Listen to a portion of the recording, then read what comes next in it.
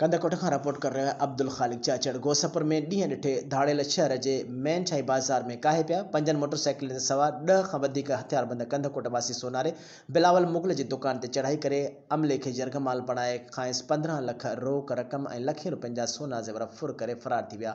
Police सॾ पंध ते हूंदे भी कुछ न करे सकी।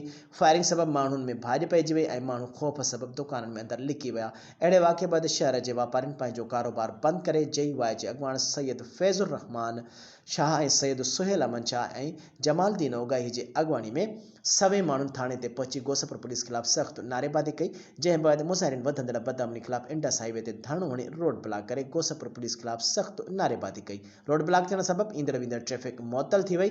मुज़ाहिरीन मीडिया अॻियां दाहींदे चयो त ॾोहारी सरेआम हथियारनि सां शहर में दाख़िल थी रही। हथियारनि जे ज़ोर ते वापारियुनि खे यरगमाल बणाए खांस लखें रुपया ऐं सोना ज़ेवर फुर करे फरार थी विया। पर पुलिस उन्हनि जी रस्ता रोक करण बदिरां उन्हनि जी सहूलतकारी करे उन्हनि खे आसानी सां फरार कराए छॾियो। मुज़ाहिरीन SSP कश्मोर बशीर अहमद बिरोही तोड़े DIG लाड़काणो खां मुतालबो कयो त बिना कंहिं देर जे असांजे एहतजाज जो नोटिस वठी फुर थियल रक़म ऐं सोना ज़ेवर रिकवर कराए ॾिना वञनि। ॿी सूरत में असांजो लॻल इंडस हाईवे ते धरणो जारी रहंदो।